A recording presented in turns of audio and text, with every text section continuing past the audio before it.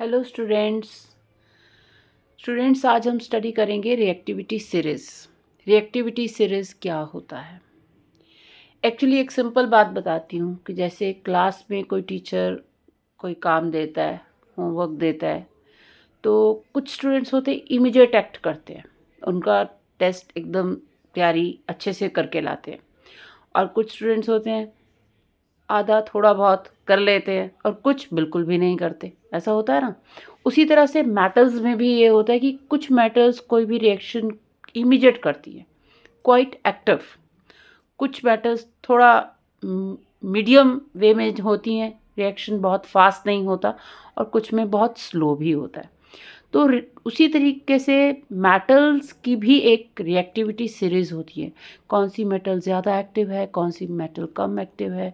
तो एक सीरीज जिसमें हम मेटल की रिएक्टिविटी उसके डिक्रीजिंग ऑर्डर में लिखते हैं, that is called reactivity series. It is a list of metals arranged in a decreasing order of their reactivity. इसमें हम डिक्रीजिंग ऑर्डर मतलब पहले सबसे ज़्यादा हाईली रिएक्टिव, देन धीरे धीरे रिएक्टिविटी कम होगी, और वो सीरीज़ जो बनती है उससे हमें ये पता चल जाता है कि जैसे हम उस सीरीज़ में नीचे नीचे जाते जाएंगे तो मेटल की रिएक्टिविटी कम होती जाएगी. ठीक है, तो इसमें बेटा बहुत सारी मेटल्स होती हैं जिसमें हम जनरली स्टूडेंट्स लर्न करके कंफ्यूज हो जाते हैं कि कैल्शियम पहले आया या एल्यूमिनियम पहले आया या जिंक पहले आया. तो इसके लिए एक इजी तरीका बनाया है आपके लर्न करने के लिए. ठीक है, तो उस तरीके से आप इजीली से लर्न कर सकते हो अगर आप एक लाइन याद रखो, क्योंकि ये लाइन याद रखनी बहुत आसान है, आगे सब खुद बनता जाएगा. काइट ना, काइट मीन्स के मीन्स पोटाशियम, राइट. ना, that is sodium, Na, sodium. Car, Ca, calcium. Mango, Mg, magnesium. Aladdin, Al, aluminium. Zin, Zn, zinc. Ferrari लेकर, इकट्ठा शब्द लिखा हुआ है, फरारी लेकर, right, that is Fe, iron. Punjab, Haryana, Calcutta. PB, Punjab, Haryana, H, Calcutta, CU. That means PB is for lead, H for hydrogen and CU for copper. ठीक है, आ गया. AG, silver. AU, gold.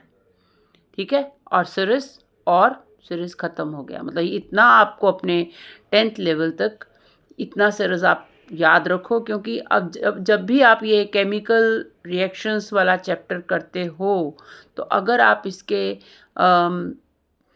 Reactions को